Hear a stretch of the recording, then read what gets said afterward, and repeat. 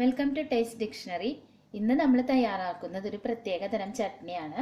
അതിൻ്റെ പേരാണ് ടൊമാറ്റോ പരിപ്പ് ചട്നി, കടലപ്പരിപ്പ് ടൊമാറ്റോ ചട്നി.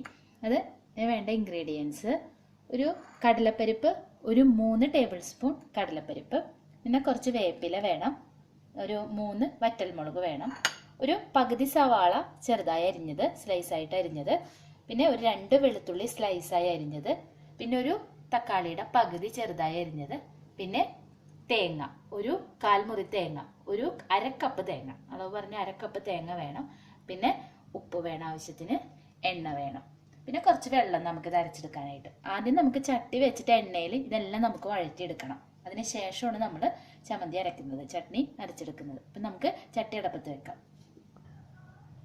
ചട്ടി ചൂടായിട്ടുണ്ട്. നമുക്കതിലേക്ക് ആവശ്യത്തിന് വെളിച്ചെണ്ണ ചേർത്ത് കൊടുക്കാം.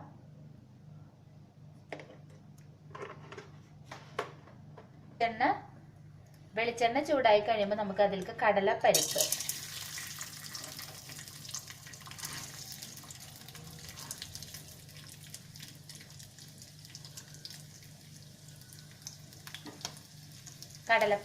ചേർത്ത് കൊടുത്തിട്ടുണ്ട്. ഇതൊന്ന് ചെറുതായിട്ടൊന്ന് മൂത്ത് വരുമ്പോൾ നമുക്ക് വേപ്പിലയും വറ്റൽമുളകും ചേർത്ത് കൊടുക്കാം. കടലപ്പരിപ്പ് ചെറിയ ബ്രൗൺ കളർ ആയിട്ടുണ്ട്. നമുക്ക് വേപ്പിലയും വറ്റൽമുളക് ആഡ് ചെയ്യാം.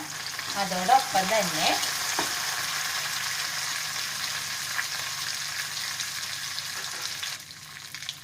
ഈ വേപ്പിലയും വറ്റൽമുളകും ആഡ് ചെയ്തതിനോടൊപ്പം തന്നെ നമുക്ക് അരിഞ്ഞു വെച്ചിരിക്കുന്ന സവാളയും വെളുത്തുള്ളി നമുക്ക് ചേർത്ത് കൊടുക്കാം. എന്നിട്ട് ഒരു 2-3 മിനിറ്റ് നമുക്ക് ഇത് വഴരുന്നത് വരെ ഒന്ന് നമുക്ക് വെയിറ്റ് ചെയ്യാം. ഇളക്കി കൊടുക്കണം നന്നായിട്ട്.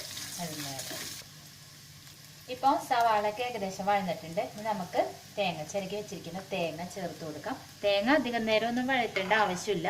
കുറച്ചൊന്ന് വഴറ്റി കഴിയുമ്പോൾ തന്നെ നമുക്ക് തക്കാളി ചേർത്ത് കൊടുക്കാം. ഇനി നമുക്ക് ഇതിലേക്ക് തക്കാളി ചേർക്കാം. അതോടൊപ്പം തന്നെ കുറച്ച് ഉപ്പും ചേർത്ത് കൊടുക്കാം.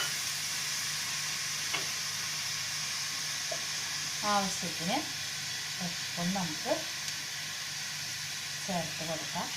എന്നിട്ട് നമുക്ക് ഒരു 3-4 മിനിറ്റ് ഇത് തക്കാളി ഒന്ന് ഉടയുന്നത് വരെ നമുക്ക് ഇത് കുക്ക് ചെയ്യാം. ഇപ്പം തക്കാളിയൊക്കെ നല്ലോണം കുക്കായിട്ടുണ്ട്.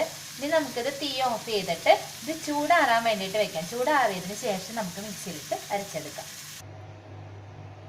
നമ്മൾ ചട്നിക്ക് വേണ്ടി തയ്യാറാക്കി വെച്ചിരുന്ന സാധനങ്ങൾ ഞാൻ ചൂടാറി കഴിഞ്ഞപ്പോൾ മിക്സിയിലെ ജാറിലോട്ട് മാറ്റിയിട്ടുണ്ട്.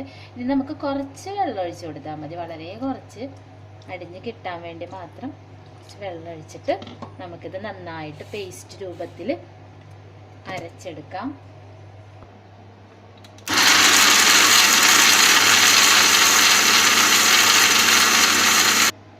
ഞാൻ നല്ലതുപോലെ പേസ്റ്റ് രൂപത്തിൽ അരച്ചെടുത്തിട്ടുണ്ട്. ഇനി നമുക്കിതൊരു സെർവിങ് ഡിഷിലോട്ട് മാറ്റാം. അങ്ങനെ വളരെ ടേസ്റ്റി ആയിട്ടുള്ള ടൊമാറ്റോ കടലപ്പരിപ്പ് ചട്നി റെഡി ആയിട്ടുണ്ട്. ഇത് ഇഡ്ഡലിയുടെ കൂടെ ദോശയുടെ കൂടെയൊക്കെ നല്ല കോമ്പിനേഷനാണ്. അത് കൂടാതെ ചോറിൻ്റെ കൂടെ ആയാലും നല്ല ടേസ്റ്റാണ്. ഉച്ചയ്ക്ക് ലഞ്ചിൻ്റെ കൂടെ ആയാലും നല്ല ടേസ്റ്റാണ്. എല്ലാവരും ഇത് പരീക്ഷിച്ച് നോക്കാം. Thank you.